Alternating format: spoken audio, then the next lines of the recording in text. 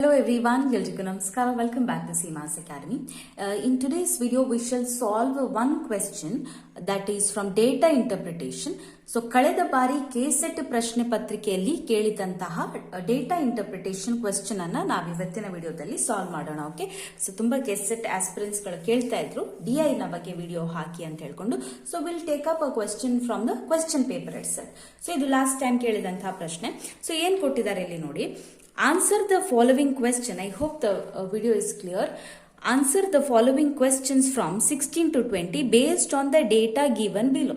So, ಇಲ್ಲಿ ಒಂದು data ಕೊಟ್ಟಿದ್ದಾರೆ. ಏನ್ ಡೇಟಾ ಕೊಟ್ಟಿದ್ದಾರೆ? 3 companies are given. Okay, company A, company B and company C. So, company A ಅಲ್ಲಿ 35%, C ಅಲ್ಲಿ 25% and B ಅಲ್ಲಿ 40% ಅಂತ ಹಾಕಿದ್ದಾರೆ. So, total will come up to 100%. ನಾವು ಕಂಪನಿ ಎಲ್ಲಿ ಆಫೀಸರ್ಸ್ ಈಸ್ ಟು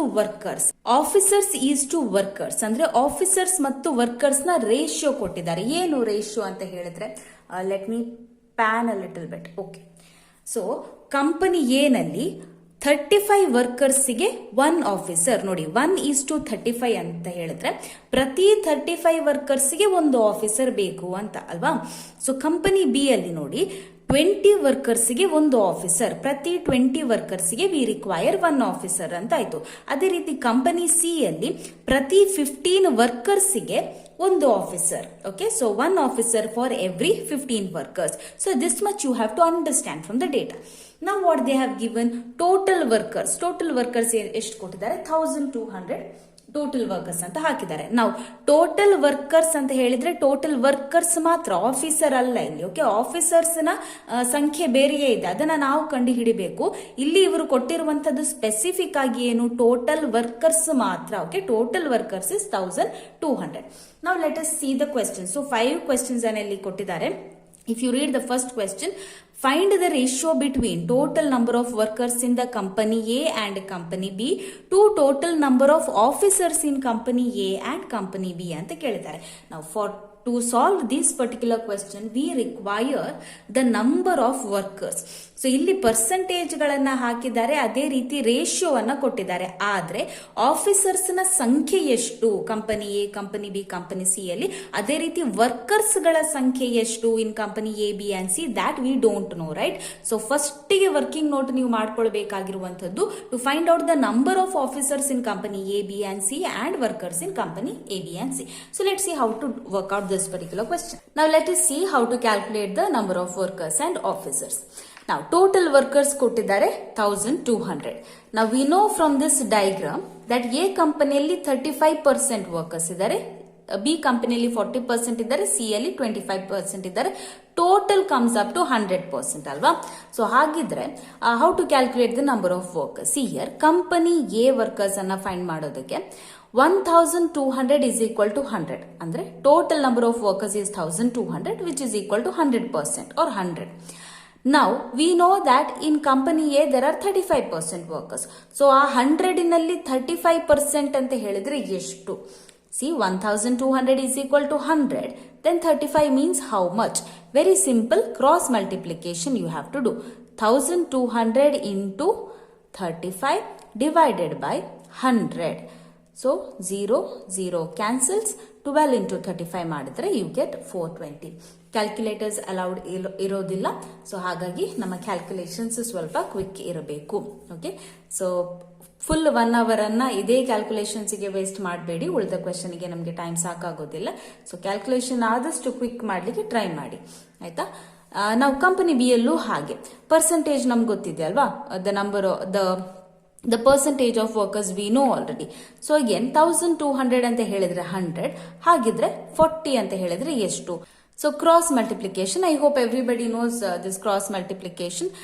ತಲೆ ಇದ್ದದನ್ನ ಗುಣಿಸೋದು, ತಲೆ ಇಲ್ಲದೆ ಇರೋದನ್ನ ಭಾಗಿಸೋದು. So this is how our accounts teacher use to teach us.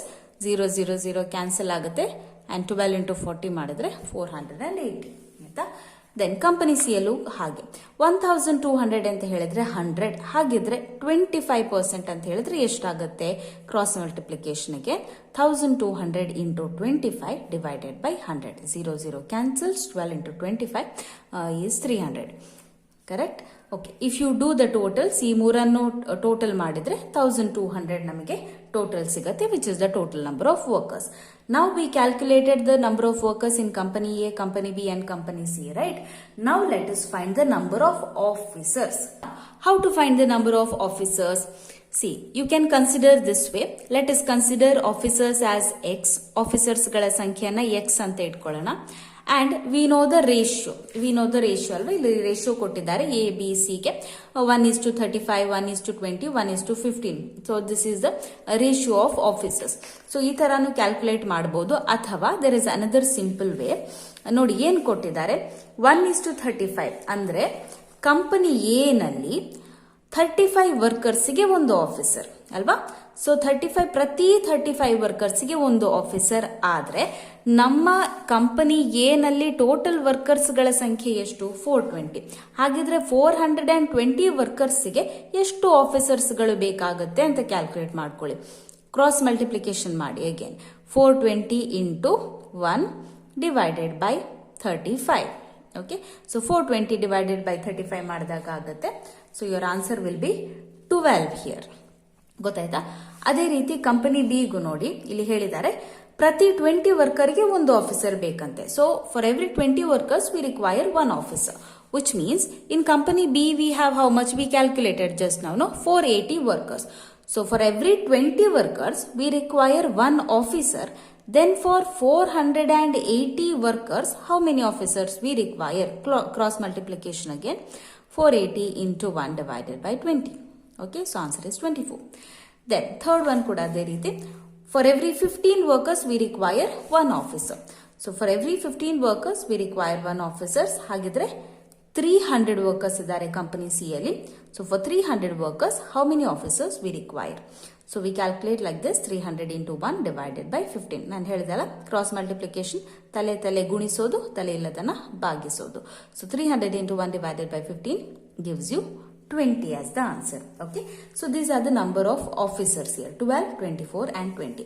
Now ishtu ನೀವು ಕ್ಯಾಲ್ಕುಲೇಟ್ ಮಾಡ್ಕೊಂಡ್ರೆ, based on this very easily and very quickly you can solve the 5 questions. First question here is, find the ratio between total number of workers in company A and company B to total number of officers in company A and company B. So let's see how to solve this question.